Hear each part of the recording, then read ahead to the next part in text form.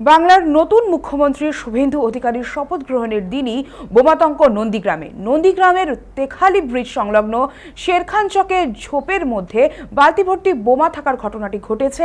এই ঘটনার ফলে নতুন করে বেড়েছে রাজনৈতিক উত্তাপ। জানা গিয়েছে, শনিবার সকালে প্রথমে এক স্থানীয় ব্যক্তি ঝোপের মধ্যে দুটি বালতি দেখতে পান। বালতির মধ্যে বোমা মজুদ সন্দেহ হয় এবং আশঙ্কায় সঙ্গে সঙ্গে খবর যায় খেজুরি থানায়। খবর পেয়ে ঘটনাস্থলে পৌঁছয় খেজুরি থানার পুলিশ ও কেন্দ্রীয় বাহিনী। এরপর গোটা এলাকা ঘিরে ফেলে শুরু হয় তল্লাশি অভিযান। ঘটনাকে কেন্দ্র করে তৃণমূলের বিরুদ্ধে সরব হয়েছে বিজেপির অভিযোগ, স্থানীয় তৃণমূল নেতা গৌরীশঙ্কর দাস ভোট পরবর্তী সময়ে বিজেপি কর্মীদের উপর হামলার উদ্দেশ্যে বোমা ও আগ্নেয়াস্ত্র মজুত করে রেখেছিল।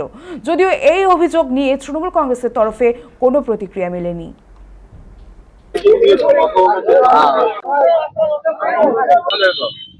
আমরা এখানের বাসিন্দা, আমরা বাজারে এসেছি, চা খাচ্ছিলাম। হঠাৎ দেখি না এখানে কিছুজন গরু বাঁধতে এসেছিল, এসে খবর দিল যে ওখানে দুটো বালতি পড়ে রয়েছে। সঙ্গে সঙ্গে আমরা সবাই ছুটে এলাম।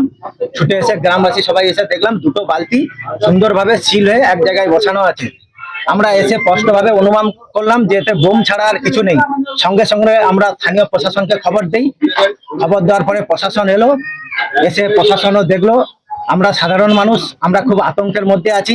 এইভাবে যদি এখানেই বোম থাকে, আমার ধারণা আরো অনেক জায়গায় আমাদের এলাকার মধ্যে প্রচুর বোম বন্দুক রয়েছে।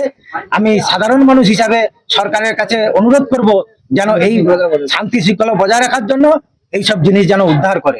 এরা আমাদেরকে হত্যা করার প্ল্যানিং করছিল।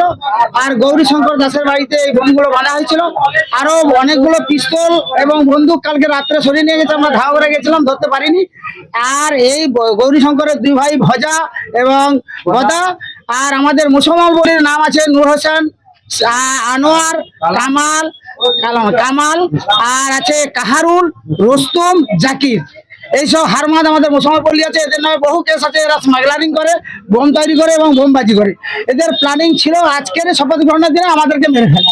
কারণ আমি চাইছি স্যার, এই তৃণমূলের হারমাদ বাহিনীর শাস্তি হোক, আমাদের শান্তিভাবে থাকতে দিন, এটাই হচ্ছে আমাদের